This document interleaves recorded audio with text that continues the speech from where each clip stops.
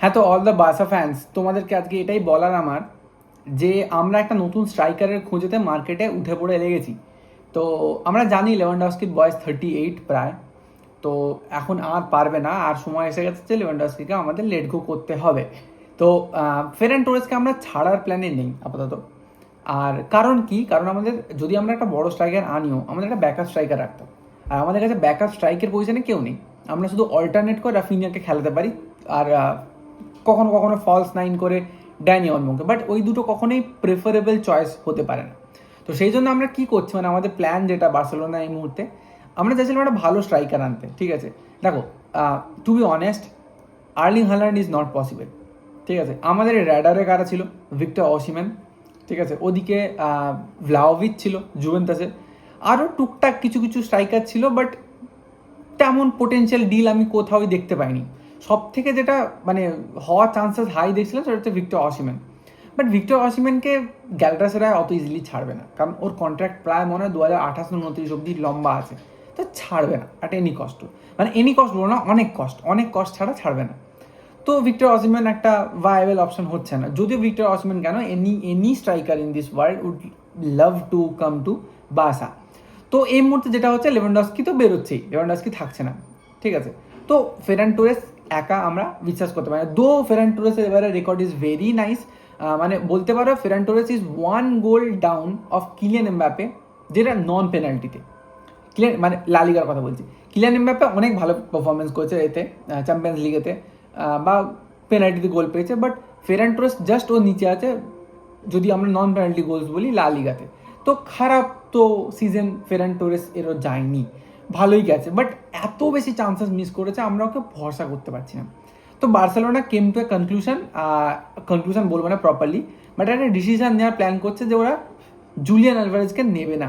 ঠিক আছে, আমি এত কথা বললাম, জুলিয়ান আলভারেজের নাম একবারও নিইনি। তার কারণ হচ্ছে, আই ডোন্ট থিঙ্ক কি জুলিয়ান আলভারেজ একটা ভালো striker. Julian Alvarez is a great player, but Julian আলভারেজের প্রোফাইলের প্লেয়ার আমাদের কাছে 4টের মতো আছে। ঠিক আছে, same profile: Raphinha, Olmo, Fermin, Lamine. Lamine যদিও একটু বেশি উইং প্লে করে, বাট তবুও, বা পেদ্রিও বলতে পারো অ্যাটাকিং মিডফিল্ডে খেলে। তো এতগুলো আমাদের কাছে প্লেয়ার আছে যারা ওই প্লেটা করে দিতে পারে, যেটা যেটা মানে জুলিয়ান আলভারেজ করতে পারে। ইভেন ইভেন জুলিয়ান আলভারেজ যেরকম খেলে, সেম প্রোফাইলে প্লেয়ার ফেরান টোরেসও। তো বেসিক্যালি আমাদের কাছে 4টে প্লেয়ার একদম পারফেক্ট আছে যে এই জুলিয়ান আলভারেজকে রিপ্লেসমেন্ট, মানে জুলিয়ান আলভারেজের সাথে সেম তার ক্যাটাগরিতে। তো জুলিয়ান আলভারেজকে আনাটা খুব বড় বোকামো হয়ে যাবে, প্লাস 100 মিলিয়ন এর উপরে ওর দাম আসবে, তো সেটা বোকামো। তো আমার মনে হয় না জুলিয়ান আলভারেজকে এনে আমাদের স্ট্রাইক পজিশনের যে সমস্যাটা ওটা মিটবে, কারণ Julian Alvarez is a great player, but ওপরে এরিয়ালি ও কিন্তু অতটা স্ট্রং নয়, এটা আমাদের মানতে হবে। আমাদের এমন একটা প্লেয়ার চাই যে গোলস কনভার্ট করতে জানে, শুধু গোলস ক্রিয়েট করতে না, গোলস কনভার্ট করতে। কারণ ক্রিয়েটার আমাদের টিমে ভর্তি। ঠিক আছে, ক্রিয়েটার আমাদের টিম ভর্তি। আমাদের একটা ফক্স ইন দ্য বক্স চাই, যার যার বলতে পারো presence in the box is অসাধারণ, কেউ ধারে কাছে নেই। ঠিক আছে, এরকম এরকম Lewandowski is the best example বলতে পারো। বাট এই মুহূর্তে লেভানডস্কি আর পারছে না, সেই জায়গাটা হচ্ছে না। কারণ দেখো, লামিন প্রত্যেক ম্যাচেতে ক্রিয়েট করছে, পেদ্রি ক্রিয়েট করছে, ড্যানি অলমো ক্রিয়েট করছে, ফেরমিন ক্রিয়েট করছে, ওদিকে রাফিনিয়া ক্রিয়েট করছে, যখন র্যাশফোর্ডকে নামানো হচ্ছে র্যাশফোর্ড ক্রস তুলে ক্রিয়েট করছে, আমরা ক্যান্সেলোকে রেখে দিচ্ছি, Cancelo is a good creator. সব ক্রিয়েটার ভর্তি আমাদের টিমে, বাট ফিনিশার কেউ নেই। ঠিক আছে, ফেরান টোরেসকে বললে ও ক্রিয়েট করে দেয়, কিন্তু ফিনিশ করতে পারছে না। তো সেই জন্য আমাদের যেটা প্ল্যান হচ্ছে যে আমরা সরলথের দিকে যাবো। দেখো, Sorloth is a giant, Sorloth is a mobile player, ভালো মুভমেন্ট দেখায়, ছুটতে পারে, পেস আছে, গায়ের জোর আছে, সব আছে। আর বক্সে প্রেজেন্স তো এই মুহূর্তে ওয়ার্ল্ড ফুটবল সব থেকে হাই বলতে পারবো, হাল্যান্ডের থেকেও বেশি ইম্প্যাক্টফুল প্রেজেন্স ওর। ঠিক আছে, তো আমরা হয়তো সরলথের দিকে যাচ্ছি মোস্ট প্রবাবলি। কারণ একটা অনেক বড় আছে, যখন আমরা লেভানডস্কিকে ছাড়ছি, আমরা আবার একটা ফক্স ইন দ্য বক্স খুঁজছি। কারণ আমাদের কাছে ব্যাকআপ স্ট্রাইকার ফেরান টোরেস কিন্তু আছে, বাট মোস্ট প্রবলেম মনে হয় না ফেরান টোরেসকে বিক্রি করবে। তো ফেরান টোরেস কিন্তু রয়ে যাবে। যেহেতু ফেরান টোরেস রয়ে যাচ্ছে, দেখো 60 মিনিট অবধি ফেরান টোরেস খেলুক। ঠিক আছে, যেটা ডিয়াগো সিমিওনি করে, যে 60 মিনিট অবধি অ্যালভারেজ আর গ্রিজম্যান দুজনে স্ট্রাইক পজিশনে খেলুক দুজনে। তারপরে এন্ট্রি করানো হবে সরলথে লাস্ট মোমেন্টে।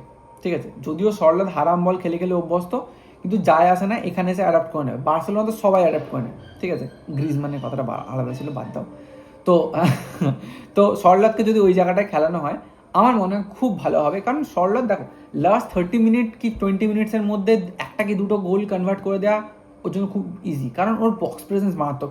আমরা বারবার দেখেছি যে 80 মিনিটের মাথায় আমরা আরাউহোকে স্ট্রাইকারের রোলেতে নামিয়েছি, কেন? বক্স প্রেজেন্স, দুটো ক্রস, একটা হেড মারবে, গন। আগের দিন অ্যাথলেটিকোর বিরুদ্ধে একটা হেড ওপেন পেয়ে গেছিলো কিন্তু বাইরে মেরেছে। তো ওই জায়গাতে যদি শর্লট থাকে যে আরও পারফেক্ট এইসব হেডিংয়ে, আরও স্ট্রাইক পজিশনে ভালো, বেশি মোবাইলসে, তার থেকে আমরা গোল এক্সপেক্ট করে দেবো ওখান থেকে। তো দেখো ফেরান টোরেস 60 মিনিট যা খুশি করুক, ঠিক আছে, একটা গোল যদি বের করে দিয়ে চলে যেতে পারে, তারপর সরলাত এসে আর একটা দিয়ে দেবে।